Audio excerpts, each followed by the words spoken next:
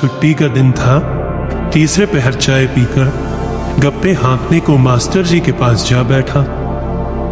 Master जी बरामदे में बैठे मजे में गुड़गुड़ी पी रहे थे। मुश्की तंबाकू की खुशबू चारों ओर फैल रही थी। मुझे देखा तो खुश हो गए।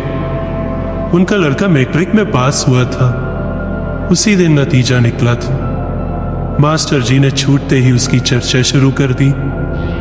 उसे आगे की तालीम कैसे दिलाई जाए, इस पर मेरी सलाह मांगने के बहाने अपने दिल के तमाम मंसूबे बयान कर डाले।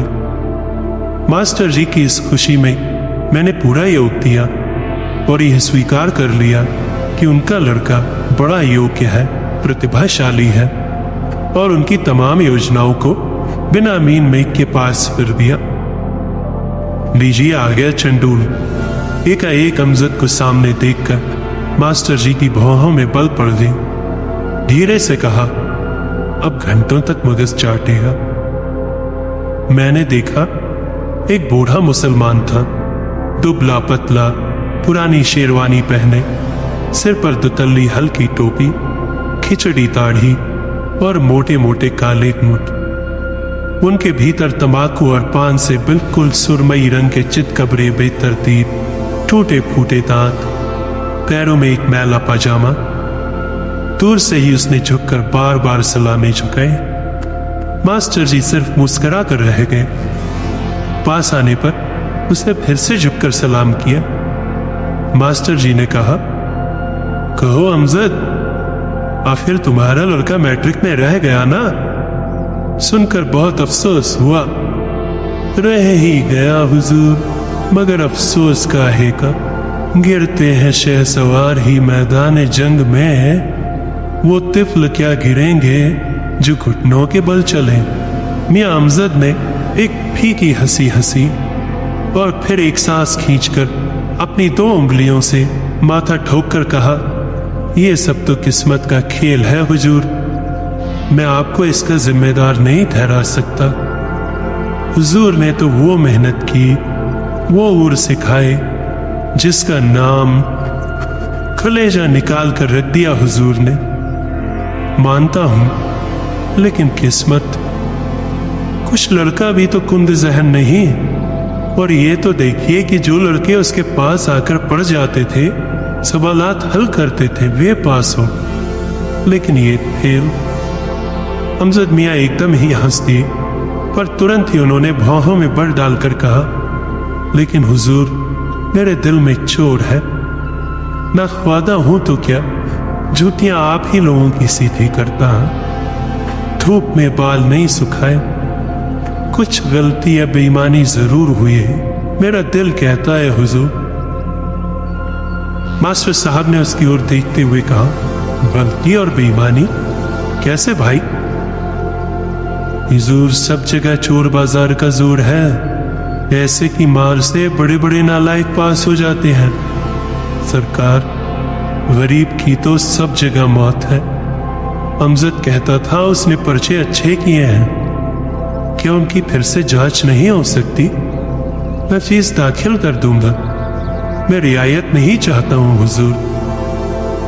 मास्टर जी ने मेरी तरफ क्षण भर देखकर अपनी मुस्कुराहट को छिपाया और फिर गंभीर बनकर कहा, यह तो बहुत मुश्किल है भाई, अब तो सब्र ही करना होगा।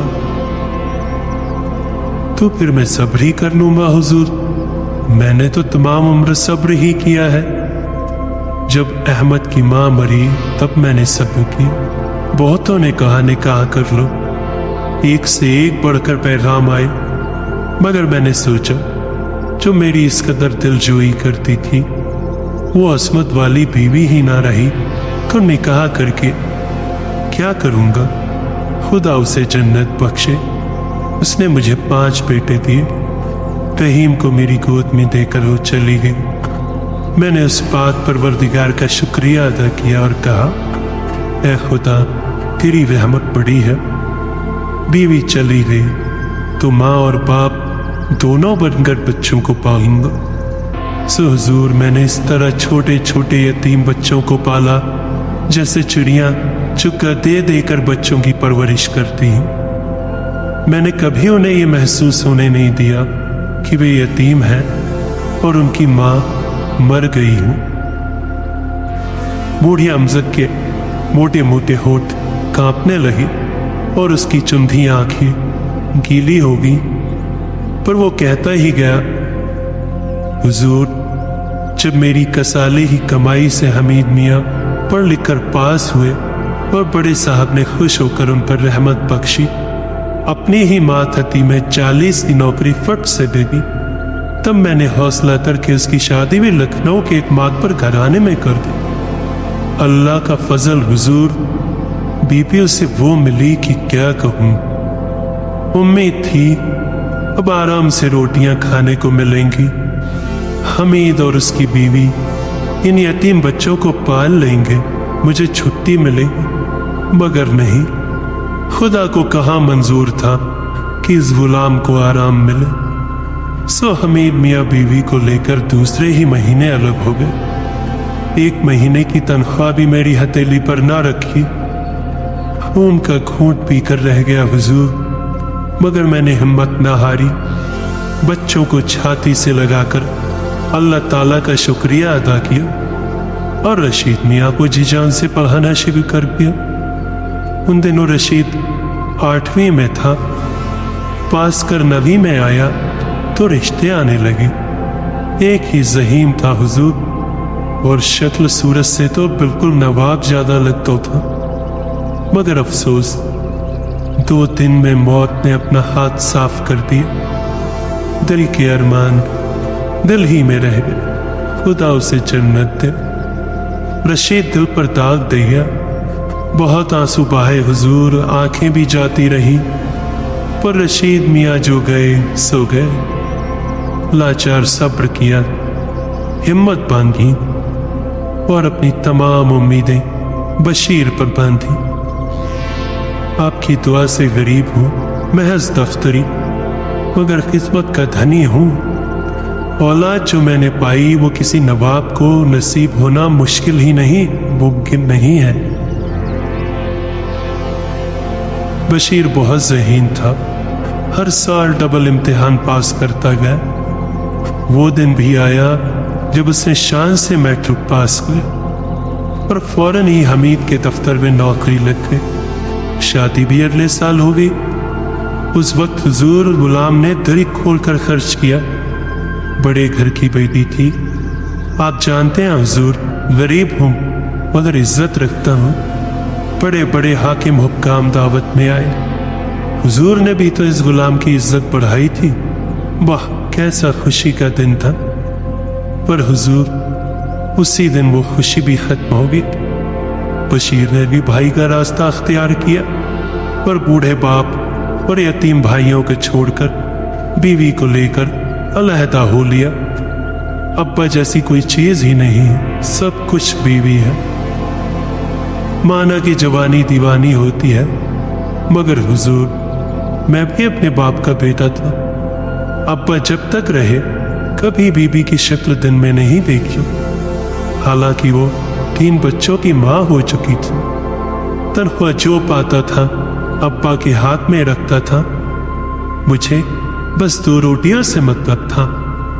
उनके जाने पर मैंने दुनिया को सुना समझा, मगर हुजूर वे दिन और थे, क्या किया जाए। सो बशीर में अभी बीवी को लेकर अलहदा हो गए और मेरा वही ढर्रा चलता रहा।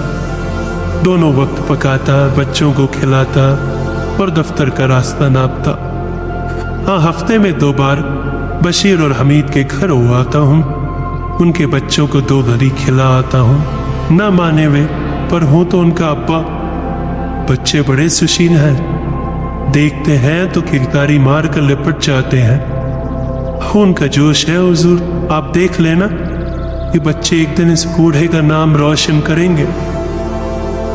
मास्टर साहब ऊब रहे थे, उनका तंबाकू जल चुका था। उन्होंने अमजद मियाँ से पीछा छुड़ाने के लिए थोड़ा गंभीर बनकर कहा, क्या किया जाए अमजद, सब खुदा की मर्जी है। मगर भाई मानता हूं तुम्हें। खैर, अब फिक्र ना करो, अगले साल तो अहमद जरूर पास होगा और वो तुम्हारी खिदमत भी करेगा। बड़ा शरीफ और फर्माबरदार लड़का है। और ज़हीन भी तो एक ही है हुजूर। अमजद ने अपनी दाढ़ी पर हाथ फेरते हुए कहा, अब तो सब उम्मीद अहमद पर ही है। नज़ीर तो अभी बहुत छोटा है, मगर अहमद सब संभाल लेगा। 40 पाता हूँ हुजूर, उसमें से 10 आपकी नजर करता रहूंगा। आपका पल्ला पकड़ा है, बस इस बार बेड़ा पार कर दीजिए। साहब ने जबान दे रखी है कि पास होते ही दफ्तर में नौकरी दे देंगे। और हाँ, कई अच्छे पैगाम भी आ रहे हैं। सोचता हूँ निपट लूं इस काम से। बूढ़ा हूँ हुजूर, न जाने कब हुक्म आ जाए। अहमद मियाँ का घर बस जाए तो नज़ीर भी पल जाएगा। खुदा के फजल से दोनों भाइयों में बड़ा मेल है। कहे देता हूँ हुजूर, नज़ीर भी एक ही निकलेगा। किसी दिन लाऊं ना खिदमत में। ऐसा ज़हीन है कि हर बात में सवाब नामता है। खुदा उसे उम्र दराज करे, वो अपने अब्बा जान का नाम ऊंचा करेगा। सरकार, 100 बात की एक बात तो ये है कि मीर की बेटी की बरकत है। खानदानी बाप की बेटी थी, एक से बढ़कर एक 5 बेटे थे। मुझे आराम नहीं मिला, ये मेरी किस्मत। मगर वे सब तो मजे में हैं, खुश हैं। मुझे और क्या चाहिए? हाथ पैर चलते हैं, कमा कर खाता हूं। कुछ उनकी कमाई का मोहताज नहीं, पर वे खुश रहें इसी में मैं भी खुश हूं। मास्टर साहब उठ कर खड़े हो गए। अमजद सब कुछ कह नहीं सका, बहुत कुछ कहना चाहता था, परंतु मास्टर साहब अब सुनने को तैयार न थे। उन्होंने कहा, तो अमजद अब हौसला रखो, अगले साल तो। जी हाँ हुजूर, अगले साल। दिन जाते क्या देर लगती है। लड़का ज़हीन है, साहब खुश हैं, अगले साल। उसके काले काले मोटे होठों में अगले साल की आशा हाथ से फैला गई। दोनों हाथ उठाकर उसने मास्टर साहब को और मुझे सलाम किए और दाढ़ी और होठों में कुछ कहता हुआ चला गया। धन्यवाद।